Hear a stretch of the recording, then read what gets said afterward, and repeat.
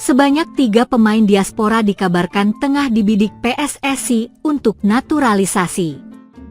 Hal ini merupakan langkah besar PSSI dalam upaya memperkuat skuad timnas Indonesia. Kabar terbaru menyebutkan bahwa 3 pemain keturunan Indonesia yang berkarir di Eropa sedang diproses naturalisasi. Mereka adalah Tristan Goijer, Mauro Zijostra, dan Laurin Ulrich. Ketiga nama pemain ini mungkin sudah familiar karena sudah sering dikaitkan dengan timnas Indonesia. Proses naturalisasi 3 pemain keturunan ini merupakan langkah akselerasi PSSI untuk menambah amunisi timnas Indonesia terlebih jika lolos ke round 4 kualifikasi Piala Dunia 2026. Jika timnas Garuda berhasil lolos ke round 4, tambahan kekuatan dari pemain-pemain muda yang memiliki pengalaman bermain di Eropa tentu akan sangat berarti. PSSI sendiri dalam beberapa tahun terakhir memang gencar melakukan naturalisasi terhadap pemain keturunan yang memiliki kualitas mumpuni. Sebut saja seperti Kevin Dix, Mads Hilgers, Jai Itzes, Martin Paes, yang terbaru ada Joey Plupesi, Emil Audero dan Dean James yang kini sudah menjadi bagian dari skuad utama Patrick Kluivert. Dengan usia yang masih sangat muda, Tristan, Mauro, dan Lauren berpotensi menjadi tulang punggung timnas di masa depan. Profil singkat 3 calon pemain naturalisasi timnas Indonesia. 1. Tristan Goijer. Tristan Goijer menjadi salah satu nama yang santer dibicarakan untuk memperkuat timnas Indonesia. Bek serbabisa ini beberapa kali menyatakan ketertarikannya untuk membela Garuda, dan bahkan dikabarkan sudah dihubungi oleh pihak PSSI. Pada Januari 2025, Goijer sempat mengunggah foto tato bertuliskan "keluarga" dalam bahasa Indonesia di dadanya. Hal ini memunculkan banyak spekulasi bahwa ia bersedia membela timnas Indonesia. Pemain yang memiliki darah Maluku dari garis neneknya ini dinilai punya potensi besar menambah kekuatan lini belakang Indonesia. 2. Mauro Zijostra. Nama Mauro Zijostra juga sudah lama mencuat sebagai calon pemain naturalisasi. Pemain kelahiran 9 November 2004 ini saat ini memperkuat Volendam U21 yang bermain di Divisi 2 Eredivisie Belanda. Sejak bergabung pada tahun 2024, performanya cukup menjanjikan.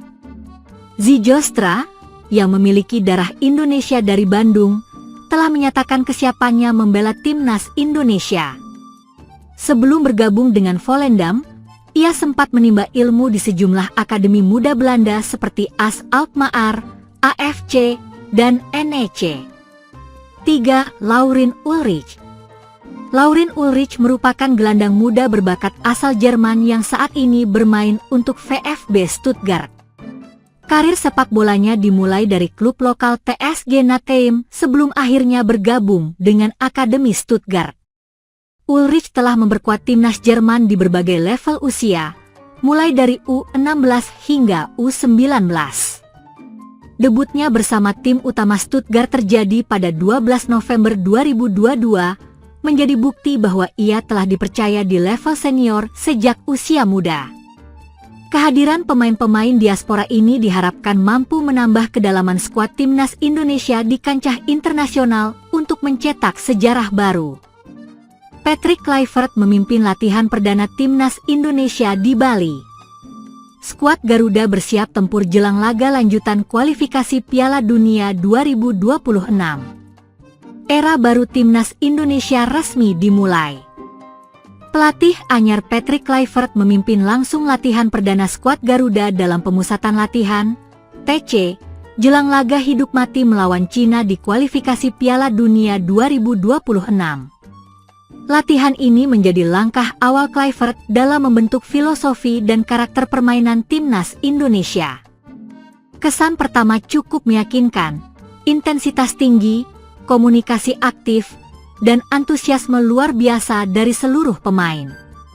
Ini momen penting untuk membangun koneksi dan memahami karakter pemain. "Saya senang dengan energi mereka," kata Kluivert usai latihan perdana. hadirnya wajah-wajah baru dan naturalisasi Eropa. Dalam sesi kali ini, beberapa pemain naturalisasi asal Eropa yang sebelumnya belum pernah membela timnas senior secara penuh, turut ambil bagian.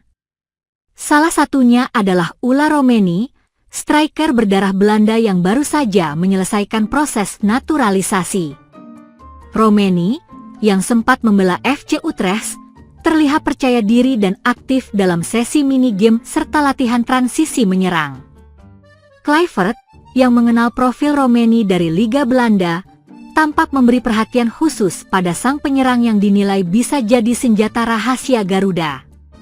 Selain Romeni, ada juga Rafael Struijk, Tom Jan Marinus Haye yang sudah lebih dulu menjadi bagian skuad. Kehadiran para pemain diaspora ini memperkuat nuansa Eropa dalam permainan timnas dan menjadi fondasi penting dalam transformasi ala Kluivert. Kami punya banyak pemain berbakat, termasuk dari luar negeri yang punya akar Indonesia.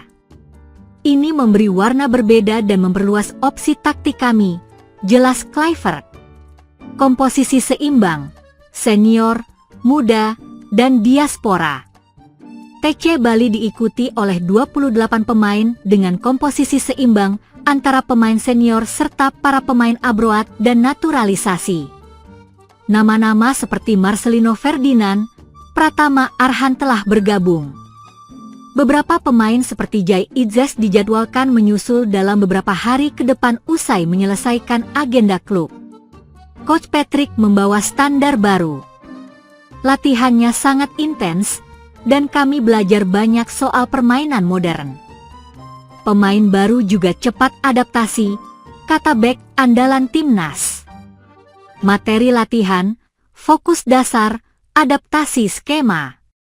Dalam sesi perdana, latihan difokuskan pada aspek dasar seperti penguasaan bola, pergerakan off the ball, komunikasi, dan transisi cepat. Kluivert belum mengusung skema kompleks, tapi sudah mulai memperkenalkan pola dasar 4-3-3 dan 4-2-3-1 yang fleksibel. Latihan dimulai dengan pemanasan, lalu dilanjutkan dengan small-seeded games untuk melatih respons, tekanan kolektif, serta organisasi serangan. Saya ingin melihat bagaimana pemain berpikir dan bergerak tanpa bola. Ini bukan soal skill individu saja, tapi soal kecerdasan bermain, jelas Kluivert. Ia juga menyoroti pentingnya koneksi antar lini, terutama antara gelandang dan pemain depan. Dalam sesi itu, kombinasi Tom Haye Marcelino mulai dicoba sebagai poros tengah, dengan Romeni dan Struijk dirotasi sebagai target man dan penyerang sayap. Fokus ke laga kontra Cina. TC ini jadi persiapan utama menjelang laga penting melawan Cina yang akan digelar pada 6 Juni 2025 di Stadion Utama Gelora Bung Karno, Jakarta. Laga ini sangat krusial karena posisi Indonesia dan Cina di klasemen grup F hanya terpaut 1 poin. Kemenangan akan membuat Indonesia melesat ke posisi 2, sekaligus menjaga asa lolos ke ronde ketiga kualifikasi dan mengamankan tiket Piala Asia 2027. Kami akan pelajari kekuatan Cina secara detail dalam beberapa hari ke depan. Sekarang fokus ke kerja dasar dulu.